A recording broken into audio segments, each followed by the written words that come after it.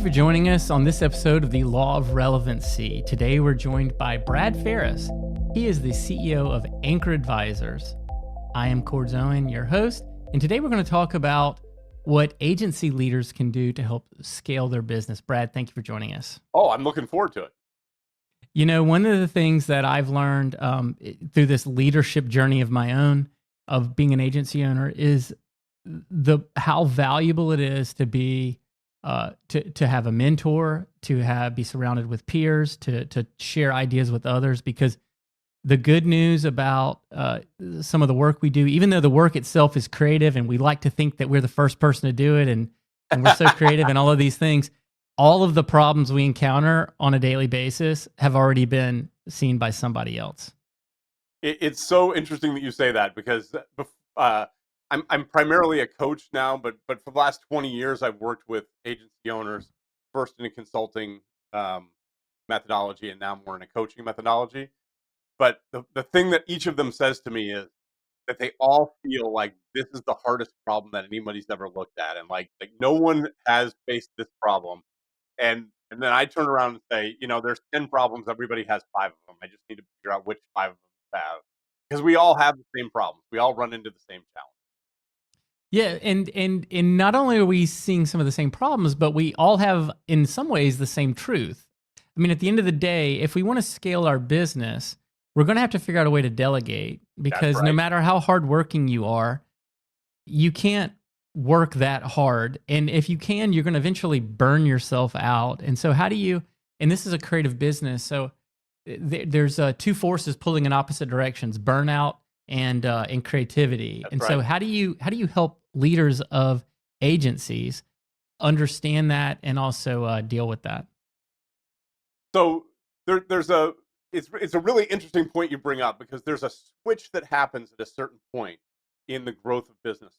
And early on, if you think about what it took to get your agency started, it was a lot of your own hustle. Like, if the agency owner doesn't drive the growth early on, the growth's not going to happen.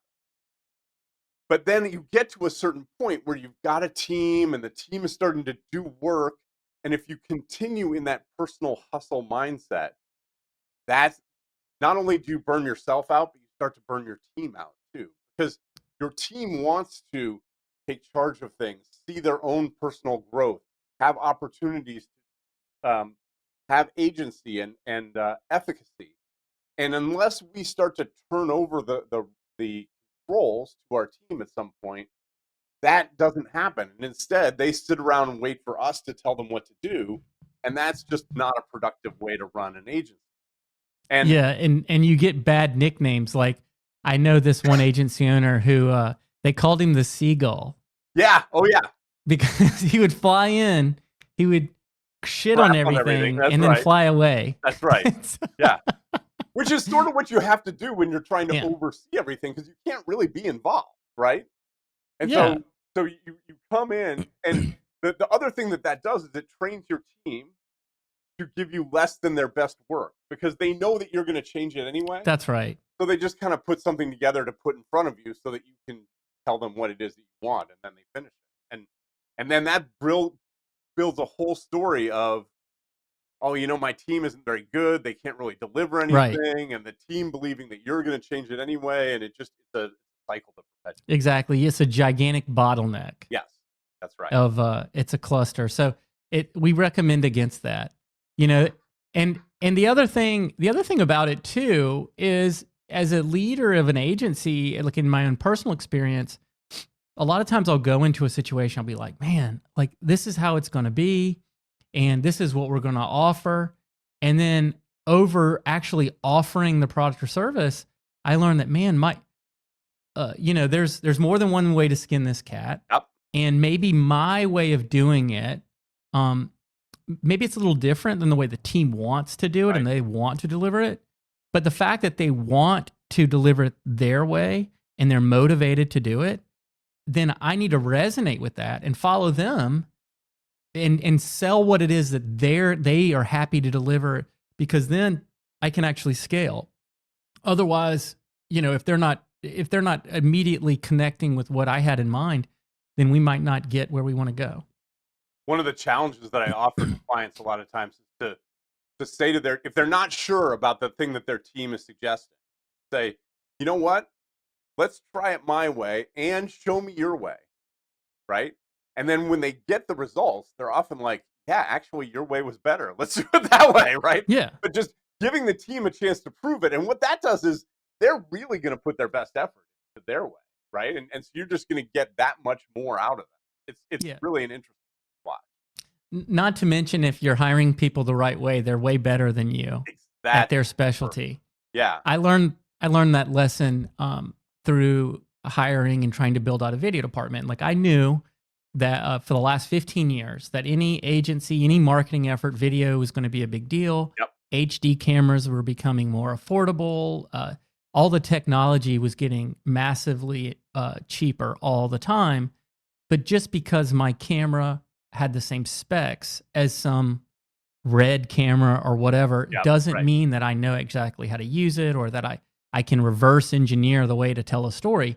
And so, like, when I got into building the business on the studio side, I learned along the way that you can't just hire videographers. You need to hire directors. You need to hire producers, because there's the business of telling the story, and it's an art, and it's not just programmatic and specs and technical, because I come from more of an engineering background. Mhm. And by just finding the right team and giving them the tools that they need, and then it's my job to go out and sell more, I end up with results that I'm much more happy with. Yeah. And the client's more happy with them too. And the team is satisfied and happy to deliver it. And it's an actual division versus something that I was struggling with for the first couple of years of its existence. It's really interesting that you bring that example up, because I find that, we talked about the shift where you're moving from hustle to like trusting and delegating. But then there's another shift that happens when you start hiring those people that are better than you. And one of the things that holds people back there a lot of times is that salary for that person who's better than you, it feels risky, right? Like it's a big number, and you're not sure if you're going to get the payoff. And a lot of times early on in our agency, we hire inexpensive people because we're not confident that we can lead them in a way that we're going to get value out of more expensive. And when we start hiring those more expensive people, I'm thinking right now of a client of mine who he went out and paid a creative director like 50% more than he was making, like a really expensive salary. But it saved him so much time. And like this whole division, like you're talking about, the whole division led by the creative director now is thriving and making him money. And he doesn't really have to do anything. That's right. It solves its own problems. Right. And, and that little story is a microcosm of where we came up with our name. Our name is Bake More Pies. That's the name of our agency. And so the idea is our clients will hire us to help grow and scale their business, because if they try to do it internally, it's just going to be frustrating. Yep. And we're going to find creative new channels to sell their wares. But I have found it within my own business as well. There was a time in the first few years of the agency's existence where I was directly responsible for all the delivery of everything that we did. And all the way from like media buying to video to social media to web development to, all of it. And so as we went through, we hired specialists who could do those jobs better, but I was still like that final sign off and that linchpin. And over the last couple of years, as we've matured as an agency, I like to think about our agency as kind of like going through, like, we were a toddler and then now we're a teenager, and so like we're moving through. We have a 10-year-old agency, and so in my opinion, we're kind of like out of the college years. Like, we're respected. Everybody treats us like we're a serious agency now. But in part because of the expertise, like we went through a process of figuring out, like, what is it going to be? What is our brand going to be? And we decided we're only going to have experts. And those experts are not cheap, but we're only going to have experts. And if we have the right amount, those right experts, then they will pay for themselves plus. And so then our job is to give them what they need, but also to hold them accountable. Because if I'm overpaying somebody No. And if I'm not getting the value, I'm overpaying. And so That's then right. we have to move them on, Right. you know? So the maturity model that you're talking about, I developed a little assessment. If you go to my website at anchoradvisors.com, there's a right on the homepage, there's a take the growth phase assessment. And I really look at like 4 stages of agency growth, where that first stage is what you're talking about, that baby stage where it's all up to you, hustle, grind, you hire inexpensive people, and then you get to a certain point where you want leverage. And that's usually million, million five, something like that. And so then you start to generate leverage, you hire a team, but you realize that the team, to keep that model going, we need to have expertise. And that expertise is going to apply a certain methodology to a certain business problem that hopefully is expensive enough to support the agent, right? And once we tune in that, what I call service market fit, where we have a service that we're offering to a market that values it, then you get into the point of trying to scale the agent. How do you grow it more quickly? And that's the expansion phase, or the stabilization phase. In the stabilization phase, it's about developing the systems that support that growth. And then the end of the stabilization phase is when you have gotten to that college age, right? People respect you. And now, if you want to grow further, oftentimes it's about other people's money and bringing in either territorial expansion or product line extension, often through acquisition. And well, in that vein, a lot of the conversations that I've had with friends of mine who are also agency owners, it seems like there is a type of agency that a lot of these other people's money are very attracted to, and it's counterintuitive in my opinion, because when I work with clients, I like to be everything under one roof. Mm-hmm. But when you look at some of these roll-ups of agencies, they don't want a generalist. They want right. agencies that specialize in one thing. Yeah. So how have you seen that come into play with your clients? So generalist agencies are hard to combine because the group of services that you're offering are working well for whatever market segment that you happen to be. And to find then another generalist firm who also is working in that market segment, that's where a combination would work. But those are much more difficult to find than, say, if we're an SEO PPC agency and we find other SEO PPC agencies, like those combine much more easily.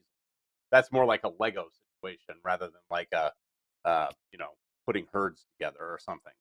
And so it can be done. There are ways to take a more all-in-one agency and make combinations out of it. I think the better thing is to follow your customer. What else are they buying, and add ability around that, as opposed to trying to add. Yeah, it seems like if you have the generalist agency, and I don't want to say generalist because like I like to believe we're good at everything we try to do. But and I truly do think we're exceptional. But it seems like those are the types of agencies that need to be bought first. So if you're looking at private equity, that's the foundation, is that you can, and when you're talking about market segments, are you talking about customer type?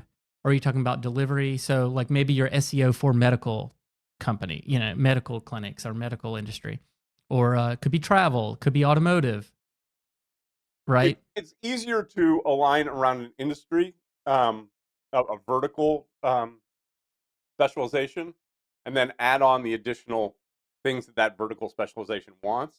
Yeah. If you're in a horizontal specialization like SEO or web design, you can expand that, but it's hard to increase your margins as you do that. You're just kind of getting a bigger and bigger footprint.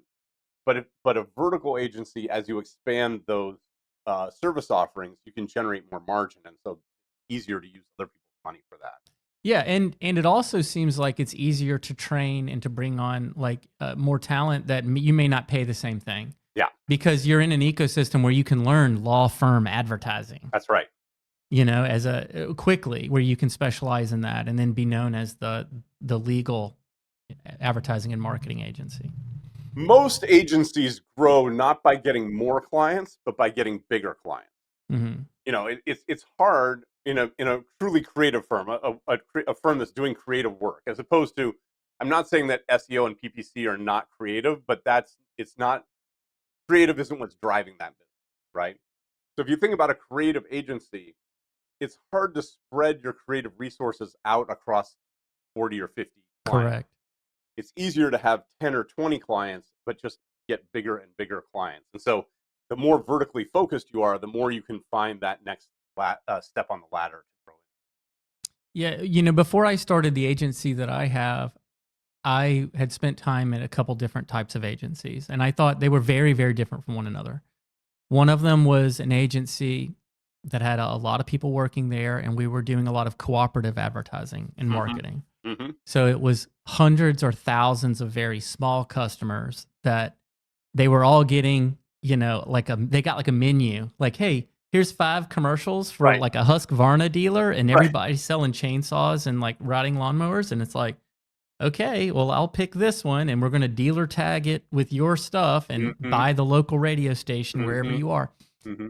And that was really like more of the manufacturing side of marketing and advertising. Very effective, because that little outdoor power equipment company was not going to be able to buy that advertising from an actual agency any other way. They wouldn't have had the creative quality, and they wouldn't have had the ability even to do the media buys. But it's also another type of grind. I mean, it's like if you're working in that environment and you want to be creative, you only get to be creative in the off season for like 2 months, and then the rest of the time it's production. And so then I left. So I was there, and then I went over to a different agency where it was all about the very best people, the brightest minds. And it was a totally different environment, very time and materials. It's like, it was one of those things where like, hey, our ideas are the best, but your budget is always broken. And so I got to see the very big spectrum of like, over here, the clients were complaining about this type of an issue, and over here they were complaining about this type of an issue, and we were delivering different types of quality. And I decided, as probably a lot of agency owners have, is like, maybe I can do this better, forge more win-win relationships, and then ensues the hustle-a-thon until we reach critical mass.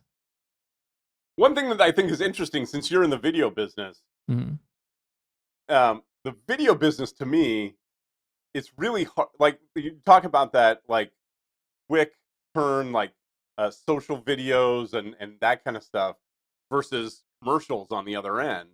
And a lot of clients want to have one video agency to do that whole range of things. And so it's an interesting management challenge to have the creative chops to be able to do like an on-air commercial, but also be able to turn around quick, what I call like tissue videos. You use them once and you throw them away. And like so snacks. Yeah. Little snacks. So the I think where it comes, where we've been successful, and I don't have the answers, but I know that something is needed. And then I go to my team and I ask them, here's our goal. We need to be able to do this high-end shoot, but we also need to be able to fill their social media feeds for 6 months with all this other content. And so then what typically happens is the team gets to work, and video is only about 15% of what we do, but the team gets to work on going, okay, well, we need a 2-day shoot. And on logistically, we're going to get all of these things here, and we're going to get these things here, and we're going to use this type of equipment here, or we're going to shoot everything on the high-end camera, but we're going to edit it to make it look like it was shot on a cell phone, but it was the best cell phone camera ever. It's like, reminds me of like that. There was a Peloton commercial that was shot that way a few years back, where they made it look like it was all on cell phone, but it was totally not. It's like, well, that's high dynamic range.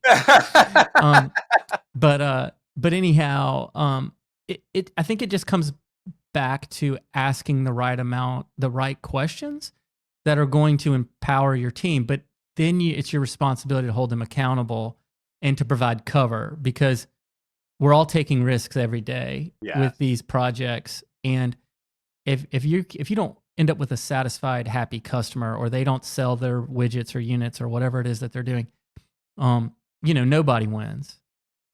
And so it's always a fun challenge, in my opinion. Can I ask you a little bit about that risk taking? Because I think that's another interesting dynamic of Sure. what happens as an agency grows. when we start our agency, it's all risk, right? Like, we don't know if anything's going to work. We sell something to a client, and on the way home, we figure out how we're going to deliver it, right? It's all risk. And then as we get a little bit bigger, all of a sudden we have all these people that are relying on us. We have a lifestyle that we're enjoying and a level of status that we're enjoying. And so taking those risks gets a lot harder as the agency gets bigger. But if we don't take the risks, that's actually what got us here. Like, that's essential to us continuing to grow the agency. How have you managed that for yourself? That perspective on risk as things have gotten bigger. Well, I think part of it is early expectation setting in the initial conversations. Like, we want our clients and the world around us, we want to be seen as the group you would be hire for innovation. Mm-hmm. Because at early days, managing the risk is a lot easier because you're only signing up for things that you know you can pull off. And if you can't pull off those things, the failure's all yours. Yeah. Right. And so it's easy to take accountability for it. As you grow and you're empowering others, there's going to be failures that happen all around you that you probably won't even know about until months later at a cocktail party. Because, like right now we have over 100 clients. Like, I might hear from somebody and be like, man, I wasn't really happy with that one thing, you know? And it's like, son of a gun, I wish I would have known about that. Mm-hmm. But whether it's your team, and so managing risk gets a lot harder. But I think, for me personally, we've always wanted to be known as the group that when there's a problem that's never been solved before, we're the team to go in and do it. And so by having that as a little bit of the undercurrent, it helps. It gives us insulation in some of that risk. And then the other strategy we've done is, and this goes back years and years, but it's something we've always done. It's easy to find out what's coming next. It's all of the industry rags are talking about it, whether it's AI or mobile or geolocation or third-party cookies or whatever. Mm-hmm. It's all of those things are easy to find out. And so what you have to do, and in my case, we've done this in lieu of an advertising budget for ourselves, is we've invested in that technology to where we are doing it 2 years before it's mainstream. As soon as we start hearing about it, we start carving out hours and budget to start experimenting with it. Because by the time people want it, we have to be good at it. That's right. And I've noticed on your website, you've put a lot into AI. You seem to be pretty forward on the AI bandwagon. Yeah. I feel like you're interviewing me now, but that's perfectly fine. I'll take it. I love your questions. No, we are. So I remember there I was 2 years ago, and I was on vacation with my family, and I think the girls were taking a nap, and I went to the little lounge area at the place we were staying, and I was and I'd heard one of our project managers had written some website copy with ChatGPT 3.5, and he goes, "Man, it was actually really good, because writing copy had always been a challenge because we work with we're not the legal experts, so we're writing copy about all these different things, and there's very few people that can keep up with all those different topics." So we were, he was like, "You should check it out." So I was like, "Okay, I've got a couple hours. Let me sign up for it." So I put my credit card in there. I paid the $20 a month. I started generating some copy, and I was like, "Wow, this is really good." And then I started asking it marketing questions, and I was like, "Whoa, the whole world's about to change." Because some of the questions I was asking it about marketing strategy or SEO or whatever, it was better than people that I've been, I'm paying a very fair salary to. Yep. And I'm thinking, I can go in two directions here, or one of two directions. And so I can choose to ignore this, in which case I'll be a dinosaur, or I can run right at it and be as good as we possibly can, because if there's a group that's going to survive, we're going to be part of it. And ultimately, I decided to do both. So I went in both directions. Well, not ignore it, but I went on the other side of ignore it. I actually hedged against it. So what I did is I looked for hard goods that we could produce in our agency that are going to be resilient to AI, like apparel. So I started buying apparel decorating equipment, and I put together a whole new brand called Corporate Cloth. Ah, And so now we have an entire division that does apparel decorating. Like, I don't know if you can see, it's very in these days to do tone on tone. yeah, but I there's like a tone on tone. Yes, yeah, so exactly. there's a Bake More Pies logo on my quarter zip here, but we opened an apparel division and we hired AI large language model developers.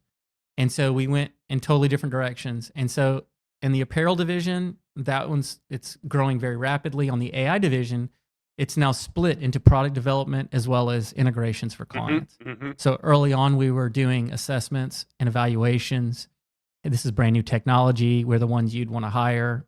You know, no one's an expert, but we're more of an expert than you are right now. So hire us. And then we would blueprint out these solutions and start to figure out. And out of some of that work, we started developing our own products. And we created products like interviewbrilliant.com and revealretarget.com. Mm. And so now we have products and we have integrations, and both sides of that are working well right now. And so that's a big departure from the agency roots in some ways. You're developing products, you're selling hard goods. Like, what does that feel like for you as the leader to now kind of move away from the thing that you grew up from? Well, what I had to do is I had to hire one of those people that makes a lot more money than you make. Yes. So I did. There was actually a gentleman who was a competitor of a competitor of ours years ago, and I remember a handful of times we went up against them, and they beat us. They beat us, and I was like, man, I don't know what that guy's got, but it's in the eyes of the customer that's making the decision, it's better than what we have. Right. And it goes back to playing well with others, being friendly in your space, and doing the right thing. You know, and so ultimately I ended up hiring him to come on as our chief marketing officer. And so he runs all delivery, and he runs quite a lot, which is a big part of the agency. He delivery on the marketing side, and then our COO runs all the production, and then I'm the entrepreneur because that's what I do best. And Yep. so I focus on some of these new efforts and maintain our relationships and do biz dev. And so in order for me to take that step, I had to realize that there was no way I could do everything, and I had to delegate. Do you mind if I keep going? Because Let's the go. transformation you're talking about here is exactly kind of the thing that I work with a lot of clients on, is that you got to that point where you said, I can let go of some stuff. And for a lot of CEOs, the idea of hiring someone to run marketing when you grew up in marketing, like, is an identity shift. Like, I'm no longer the marketing guy. I'm hiring a marketing guy, right? And now I'm the entrepreneur. I'm the CEO. How did that work for you? And was that a difficult decision? Was that something that challenged you? Well, I'm a big fan of Dale Carnegie leadership, and I think that I there comes a point where you have to be brave enough to let some of this go, and by doing it, you may see it improve. Yes. You know, and it is not easy to let it go, Right. and it could get bumpy. You might lose clients. You know, you'll know if you have to get back involved. And when you get back involved, you have to do it in a way where you're not the micromanager, seagull type of a personality. Yep. Like, Yep. it is not easy. But at the end of the day, you have to be more connected to the organization you're building and the people that you're working with and where you're going than you are with that short-term result. Because like I was saying earlier, if you identify that, like, hey, the organization needs it to get done like this, Mhm. well, then you have to be aware enough to know that that's the way the organization needs it. Like, if we're going to be able to do this at scale, we have to deliver it like the way the organization needs it to be done. And you're a member of the organization. You're not just like the Yes. king. Yes. That is a crucial shift that where a lot of entrepreneurs are building a kingdom of control, for lack of a better term, like a place where they are the ultimate source of truth, right? And as long as it's that egocentric, like, I'm in the middle of this thing, it's very hard to let someone else in who can take on significant portion, right? They're not going to do it the way I do. They're going to screw it up. Oh, we lost a client. I need to take it back, right? Like there's we can't tolerate those bumps in the road. Well, So, especially if you've named the agency after yourself. oh, 100%. which is a very popular thing to do. I You know, There was a period of time in my career where I just said no to anyone whose agency was named after themselves. yeah, It was exactly. just such a hard thing to get them out of that mindset. It's very difficult. Yeah. Yeah. We only did it for about, me and my business partner only did it for about 8 months. And the whole time we were looking for something cooler to name ourselves. So you see yourself as part of the agency and not as the central character of the agency. How does I, that change? Like when we're in that hustle culture part, we really can't take time off. There's not a lot of freedom to that. At this point, with an agency the size that you have, I'm imagining you have more personal freedom and more time off and agency and what to do. I have more personal freedom. I don't have more time off because I'm addicted to entrepreneurship. Okay, so let's talk about And that. so as soon as one plate is spinning well, I look for the next plate. And in a lot of ways, that plate, the most successful times I've done it, it's been adjacent to the current plate that I have, or it's been a completely different thing. Okay. And the agency has provided an education platform to look for other opportunities that might be appealing. And even though it doesn't have anything to do with agency, it does have to do with relationships. And it is something that I grew up doing. So my grandfather started a construction company in like 1945. Okay. And in that construction company, there was roll formers. Mm-hmm. And so it would take a giant roll of sheet metal and it would process it through a series of rollers and crimpers and hole punches and things like that. And out the other side, you would get roof panels. Mm-hmm. And so seeing that as a kid and sweeping the warehouse 10,000 times and dumping the trash and, you know, all of the things that I did, climbing up ladders and all of that stuff, like I got an acute appreciation for hard work. And I came across another opportunity through one of my college teammates. And he was using roll formers to create light gauge steel framing, panelized light gauge steel framing and it was an allegory. It would take CAD drawings, and then it would translate into the actual studs themselves, and everything would be cut perfectly. So you were taking out a lot of the slowdown. And so being a student of scale, I got a few friends together and we all invested and started a factory making cold form steel and light gauge steel. And so I have some businesses that are very close to marketing agency, and I have some that are like totally different, totally outside of the agency world. But I get to use the customer management experience, which is it's a high contact sport in agency. And so when you step into something like construction or other agencies other types of industries, you come in with a lot of skill of managing client expectations and things like that. And so it makes it easier to close deals. And so with all those balls in the air, how do you maintain equilibrium? How are you not kind of riding the roller coaster of ups and downs with all those different businesses? Well, I am. It's not managed. It's a squeaky wheel approach. Mm-hmm. It is one of those things where the best way that I found to manage it is I try to write down every day, like, what are my highest priorities? Like, what do I absolutely have to get done? Yep. And inevitably 1 or 2 fires will pop up here or there. And as long as I can get most of that list done every day, and I reflect on it first thing in the morning and last thing in the day, then in general, I'm going to be successful.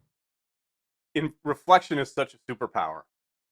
People that I work with that don't have a habit of reflection, you're just kind of making the same mistakes over and over again. But people that have a habit of reflection, at least we're making new mistakes, right? We're not making the same mistake time and time again. Yeah, well, it helps to grow up in an alcoholic household and be insecure. And so then that way your environment's always changing. And right. And you're always reflecting because you grew up with insecurities. So, I think that's something I eventually grew out of, like personally, if I'm being real. Yeah. But I think that learning how to be calm as the ebb and flows around me has been a superpower. because it's something I really had to work at, and I had to develop a pretty high EQ in order to do it. That happens in alcoholic households. Yeah. So if we were having this conversation 3 years from now, am I most likely to hear about more entrepreneurial endeavors or more wood behind fewer arrows? Are you thinking about pruning the hedges at some point, or are you going to continue to kind of grow new things?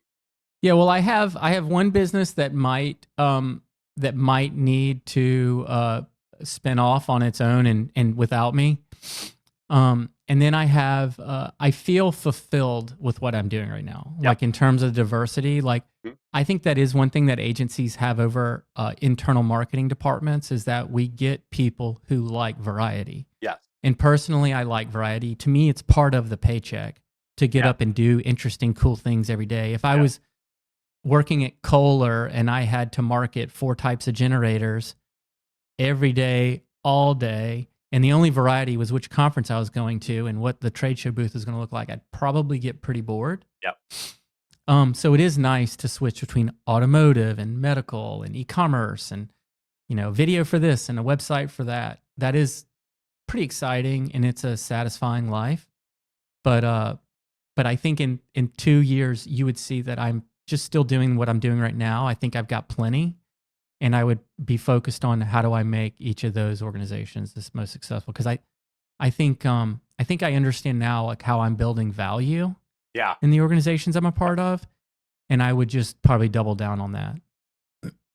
I think one of the things that I see in successful agency owners, we all come into it because we want to solve client problems, right? Like that, the puzzle of how do we market this thing or how do we get the message out. That is what attracts people to owning an agency. At some point, the puzzle becomes the business. How do I make the business work? As I don't need to be in the client problems anymore. I've hired someone to do that. I want to solve the business problem of how do I dial this. Sounds like that's where you are. I am. To figure out how to create the value. I definitely am in that phase, and I think I could only be here if I had leaders around me that can problem solve and deal with the fires and put them out before they ever get to me, and dazzle the clients and make us all proud.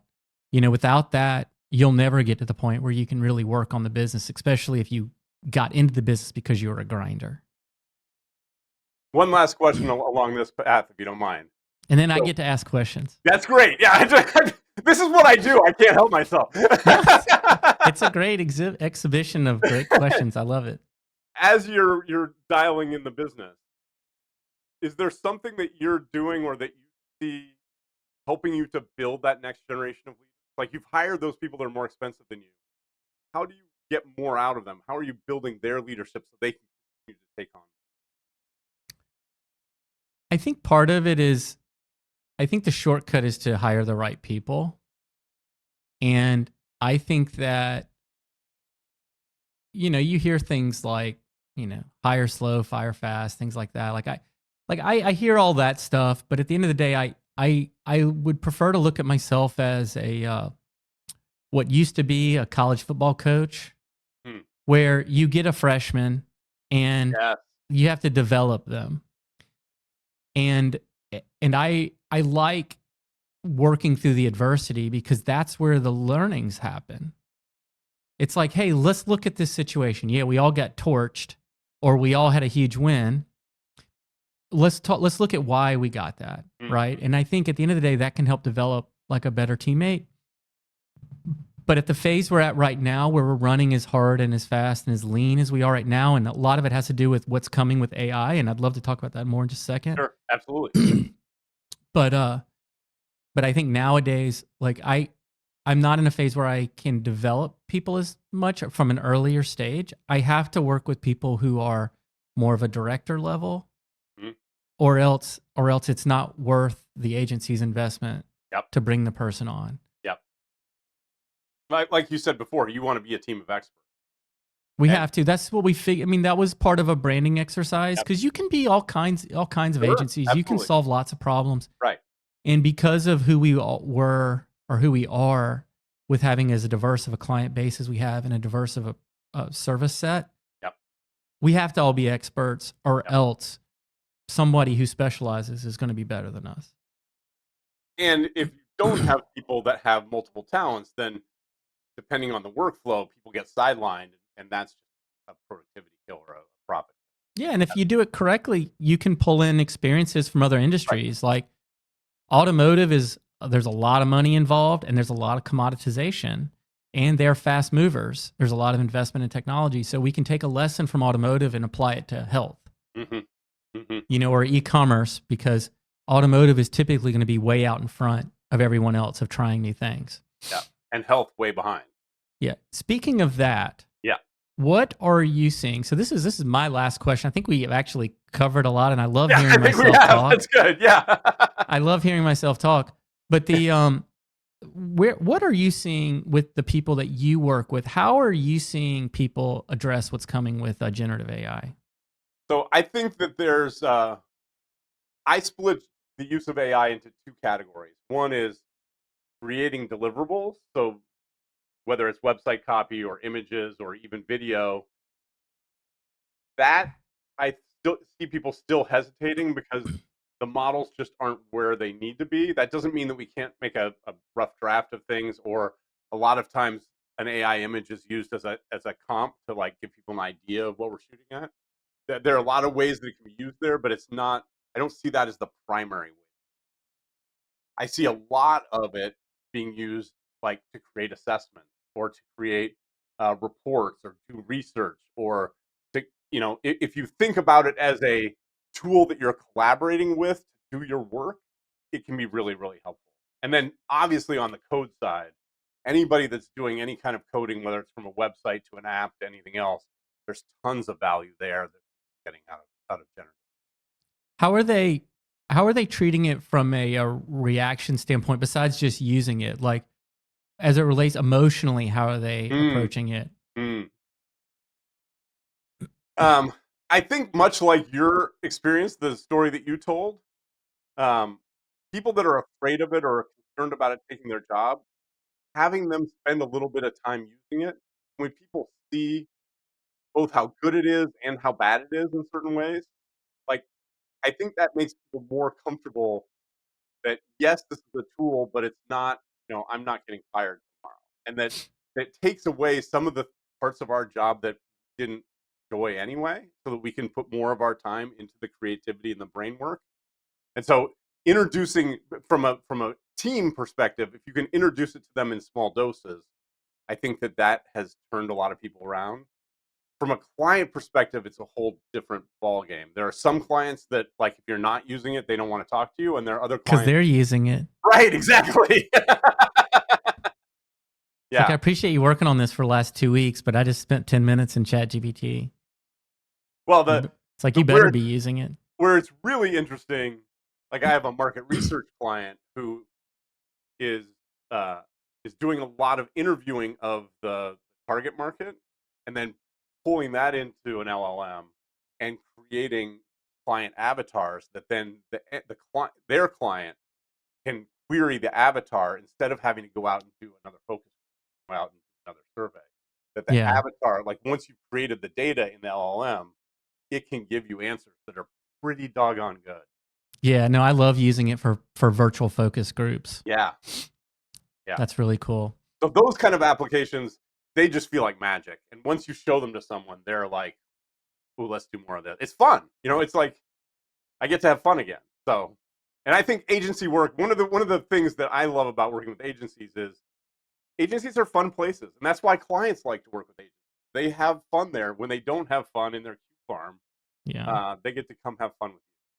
I have noticed that it is. I always offer to go to my clients' offices, but they always love to come here because it's big open space. There's studios and cool, high ceilings and sunlight and all of that, and it makes them feel creative and that they're making a difference. So I embrace it. It's also more convenient to me, but it's part of the fee, I guess. I think the clients love to get out of their offices, Yeah. and like you say, being in a creative space gives them an energy that they can take back to where they. Well, Brad, it's been a great time talking to you today. Yeah, Again, Brad Farris, the CEO of Anchor Advisors. Where can people follow you and your thought leadership? The best place is at anchoradvisors.com. There's a email that I send weekly to CEOs of creative firms, and if you want to hop on that list, that offer is there. And then, like I said, there's the growth phase assessment on the homepage of the website. That'll tell you where you are in those 4 phases of growth, and it gives you some specific recommendations about what you want to do to move to the next phase of growth. It's free. You don't have to give me your email address. Go try it out. What recommendations are. Thanks, Brad. We'll definitely check that out. And you can find us anywhere where podcasts are found across the whole Law of Relevancy social media feeds, as well as the Bake More Pies media feeds. Thanks for joining us. We'll see you next time.